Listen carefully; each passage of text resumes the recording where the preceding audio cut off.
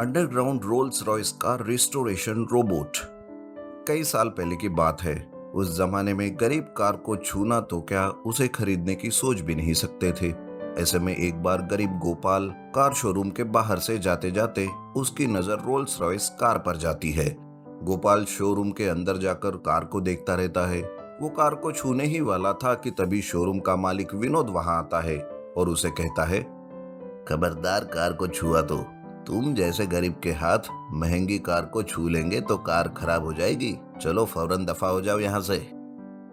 विनोद गोपाल का अपमान करके धक्के देकर उसे बाहर निकाल देता है। गोपाल को इस बात का बड़ा बुरा लगता है। उसका जमीर जाग जाता है और वो विनोद को चैलेंज करता है, तुम्हें बड़ा घमंड है ना, तो सुन लो, मैं एक गरीब आदमी तुमसे वादा करता हूँ कि मैं ये कार खरीद कर दिखाऊंगा और इससे गांव का कचरा उठाऊंगा। गोपाल अपना ये चैलेंज पूरा करने के लिए दिन रात कड़ी मेहनत करता है। सालों के अंदर ही वो लाखों रुपए कमाता है और उस रुपयों से रोल्स रॉयस कार खरीदता है और अपने वादे के हिसाब से उस महंगी कार से गांव का कचरा उठाने का काम करता है। पर जब ये बात विनोद को पता चलती है तब उसे बड़ा गुस्सा आता है। वो मन ही मन सोचता है, उस गरीब गोपाल की इतनी हिम्मत कि इतनी महंगी कार से वो गांव का कचरा उठा रहा है। मुझे इस बारे में कुछ करना होगा। ऐसा सोचकर विनोद उसी रात गोपाल की रोल्स रॉयस कार को चुराता है और उसे पास के ही नदी में फेंक देता है। कार नदी के बहाव से दूर तक बहती जाती है और एक जगह पर अंडरग्राउंड में जाकर फंस जाती है।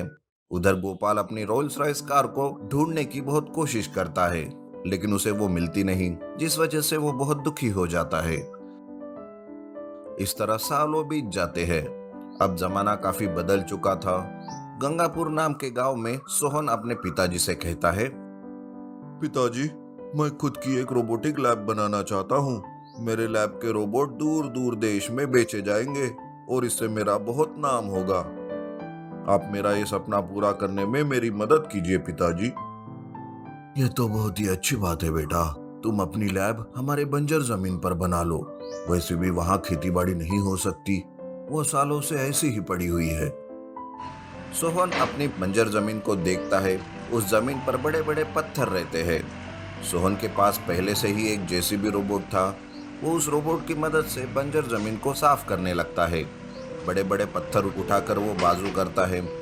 लैब के पिलर के लिए वो जब खुदाई करते रहता है तभी उसी वक्त उसे कोई चीज मिलती है। अरे ये क्या चीज है भाई? कहीं मेरे पिताजी ने कोई खजाना तो नहीं गाड़ रखा यहाँ? ये सोचकर सोहन अपने रोबोट को उस चीज को निकालने के लिए कहता है।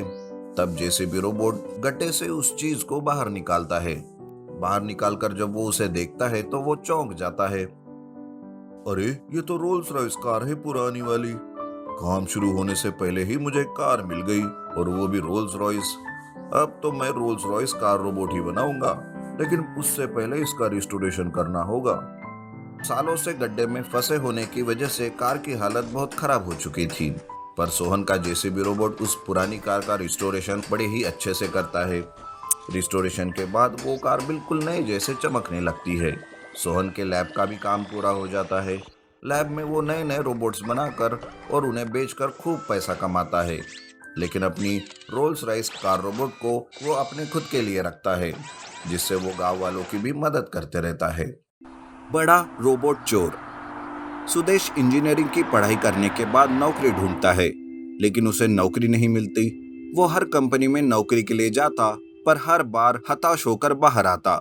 ऐसे में वो गांव में वापस आता है।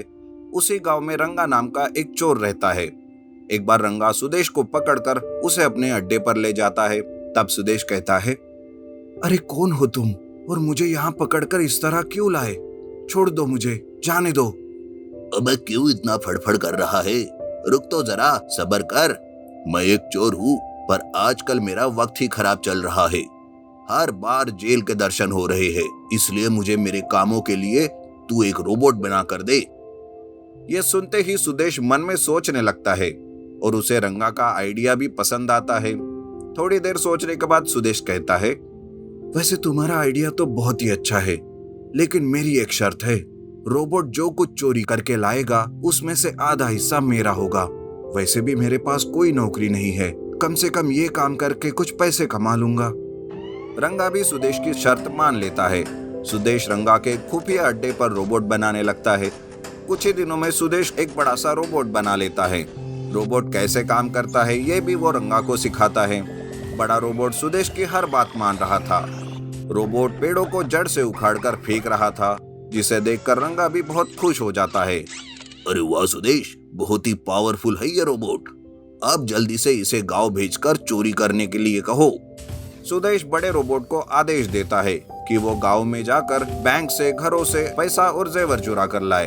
बड़ा रोबोट ये सुनकर गांव में घुस जाता है। उस बड़े रोबोट को देखकर लोग घर के बाहर आ जाते हैं। उन सबको रोबोट के मंसूबे के बारे में कुछ पता नहीं रहता, इसलिए उन्हें उस रोबोट से भी डर नहीं लग रहा था। थोड़ी ही देर में बड़ा रोबोट एक घर को तोड़ फोड़ कर देता है और घर के सारे पैसे और जेवर ले लेता है। इस तरह वो कुछ घरों को तोड़ फोड़ करके एक बैंक को भी तोड़ देता है और पैसा और जेवर लेके वापस रंगा के अड्डे पर आ जाता है। तब रंगा कहता है, वाह वाह शाबाश मेरे रोबोट, पैसा ही पैसा और सोना ही सोना, मौज कर दी भाई, तूने तो मौज कर दी। सुदेश और रंगा दोनों ही बड़े खुश हो जाते हैं। सुदेश अपना आधा हिस्सा लेकर घर आता है। गांव में लोग रोबोट चोर के कारण परेशान थे, पर सुदेश किसी को कुछ नहीं बताता। अब रोज रोज बड़ा रोबोट अलग अलग गांव में जाता और घरों की तोड़ फोड़ करके चोरी करके ले जाता, जिस वजह से आसपास के गांव वाले बड़े रोबोट के कारण डरे हुए थे। लेकिन किसी को भी सुदेश पर शक नहीं हो रहा था। सुदेश के घर में उसकी माँ को सुदेश के बैग में पैसा और सोना मिलता है। तब वो सुदेश से कहती है, सुदेश, इतना सारा पैसा और जेवर तुम्हारे पास कहाँ से आए? सच सच बताओ सुदेश, क्या इस बड़े रोबोट चोर के पीछे तुम्हारा हाथ तो नहीं? उस दिन सुदेश माँ को बहाना बनाकर चुप करा देता है, लेकिन वो थी तो माँ। वो सुदेश पर नजर रखने लगती है। एक बार वो उसका पीछा करते करते रंगा के अड्डे पर पहुंच जाती है, जहां वो उन दोनों की सारी बात सुन लेती है। तब उसे बहुत ही बुरा लगता है। वो सुदेश के सामने आ जाती है और कहती है, मुझे तुमसे ये उम्मीद नहीं थी सुदेश। मेहनत करके मैंने तुम्हें इंजीनियर बनाया और तुमने मुझे आज ये दिन दिखाए। अभी भी वक्त है, ये सब छोड़ दो, नहीं तो मैं पुलिस के पास जाकर सब बता दूंगी। ये सुनकर रंगा सुदेश की माँ को बंदी बना लेता है। सुदेश माँ को छोड़ने के लिए कहता है, पर रंगा उसकी बात नहीं सुनता। वो कहता है, अरे तुम चुप करो, इतना अच्छा मौका आया है हाथ में और तुम्हारी माँ इस सब पर पानी फेरने की बात कर रही है। सुनो सुदेश, तुम्हें भी चुप रहना है, नहीं तो मैं तुम्हारी माँ को जान से मार डालूंगा। सुदेश चुपचाप वहाँ से घर चला जाता है और माँ के बारे में सोच सोच कर बहुत दुखी हो जाता है। उस वक्त उसे अपनी गलती का एहसास होता है और वो सोचता है, अब मैं एक और पावरफुल रोबोट बनाऊंगा और रंगा का काम ही खत्म कर दूंगा। मेरी वजह से सब परेशान हो गए हैं, लेकिन अब नहीं। इस तरह सुदेश घर में ही एक और रोबोट बनाता है।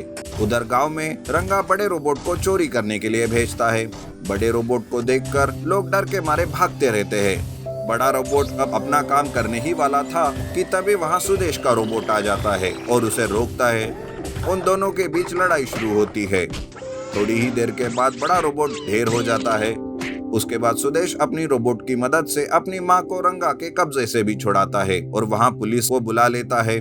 तब सुदेश अपनी माँ से कहता है, माँ मुझे माफ कर दो, मैं रास्ता भटक गया था माँ, लेकिन आज से मैं ईमानदारी से ही काम करूंगा। माँ सुदेश को माफ कर देती है। सुदेश अपने रोबोट की मदद से गांव वालों के टूटे फूटे घरों को अच्छे से बना देता है और फिर से मेहनत करके जी लगाकर काम करता है।